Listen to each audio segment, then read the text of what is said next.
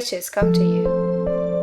When I say that you do not have to drive sharp bargains, I do not mean that you do not have to drive any bargains at all, or that you are above the necessity for having any dealings with your fellow men.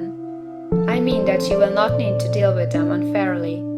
You do not have to get something for nothing, but can give to every man more than you take from him. You cannot give every man more in cash market value than you take from him, but you can give him more in use value than the cash value of the thing you take from him. The paper, ink, and other material in this book may not be worth the money you pay for it, but if the ideas suggested in it bring you thousands of dollars, you have not been wronged by those who sold it to you. They have given you a great use value for a small cash value. Let us suppose that I own a picture by one of the greatest artists, which, in any civilized community, is worth thousands of dollars. I take it to Baffin Bay, and by salesmanship induce an Eskimo to give a bundle of furs worth 500 for it. I have really wronged him, for he has no use for the picture. It has no use value to him. It will not add to his life. But suppose I give him a gun worth $50 for his furs. Then he has made a good bargain. He has use for the gun. It will get him many more furs and much food.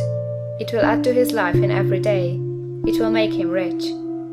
When you rise from the competitive to the creative plane, you can scan your business transactions very strictly, and if you are selling any man anything which does not add more to his life than the thing he gave you in exchange, you can afford to stop it. You do not have to beat anybody in business, and if you are in a business which does beat people, get out of it at once. Give every man more in use value than you take from him in cash value. Then you are adding to the life of the world by every business transaction. If you have people working for you, you must take from them more cash value than you pay them in wages. But you can so organize your business that it will be filled with the principle of advancement, and so that each employee who wishes to do so may advance a little every day. You can make your business do for your employees what this book is doing for you. You can so conduct your business that it will be a sort of ladder, by which every employee who will take the trouble may climb to riches himself, and given the opportunity, if he will not do so, it is not your fault. And finally, because you are to cause the creation of your riches from formless substance which permeates all your environment, it does not follow that they are to take shape from the atmosphere and come into being before your eyes. If you want a sewing machine, for instance, I do not mean to tell you that you are to impress the thought of a sewing machine on thinking substance until the machine is formed without hands, in the room where you sit or elsewhere. But if you want a sewing machine, hold the mental image of it with the most positive certainty that it is being made, or is on its way to you. After once forming the thought, have the most absolute and unquestioning faith that a sewing machine is coming. Never think of it or speak of it in any other way than as being sure to arrive. Claim it as already yours. It will be brought to you by the power of the Supreme Intelligence acting upon the minds of men. If you live in Maine, it may be that a man will be brought from Texas or Japan to engage in some transaction which will result in your getting what you want. If so, the whole matter will be as much to that man's advantage as it is to yours. Do not forget for a moment that the thinking substance is through all, in all, communicating with all, and can influence all. The desire of thinking substance for fuller life and better living has caused the creation of all the sewing machines already made, and it can cause the creation of millions more, and will, whenever man set it in motion by desire and faith, and by acting in a certain way. You can certainly have a sewing machine in your house, and it is just as certain that you can have any other thing or things which you want, and which you will use for the advancement of your own life and the lives of others. You need not hesitate about asking largely. It is your Father's pleasure to give you the kingdom, said Jesus. Original substance wants to live all that is possible in you, and wants you to have all that you can or will use for the living of the most abundant life.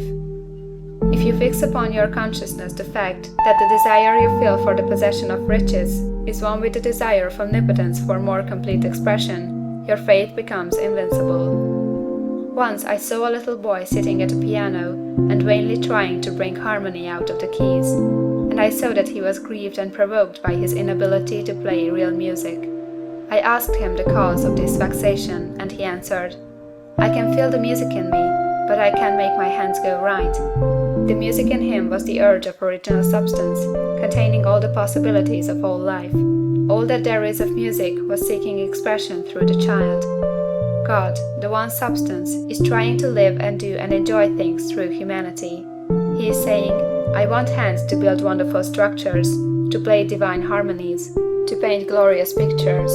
I want feet to run my errands, eyes to see my beauties, tongues to tell mighty truths, and to sing marvelous songs, and so on. All that there is of possibility is seeking expression through man. God wants those who can play music to have pianos and every other instrument, and to have the means to cultivate their talents to the fullest extent. He wants those who can appreciate beauty to be able to surround themselves with beautiful things. He wants those who can discern the truth to have every opportunity to travel and observe. He wants those who can appreciate dress to be beautifully clothed, and those who can appreciate good food to be luxuriously fed. He wants all these things because it is himself that enjoys and appreciates them. It is God who wants to play and sing and enjoy beauty and proclaim truth and wear fine clothes and eat good foods. It is God that worketh in you to will and to do, said Paul. The desire you feel for riches is the infinite seeking to express himself in you, as he sought to find expression in the little boy at the piano. So you need not hesitate to ask largely. Your part is to focalize and express the desire to God. This is a difficult point with most people. They retain something of the old idea that poverty and self-sacrifice are pleasing to God.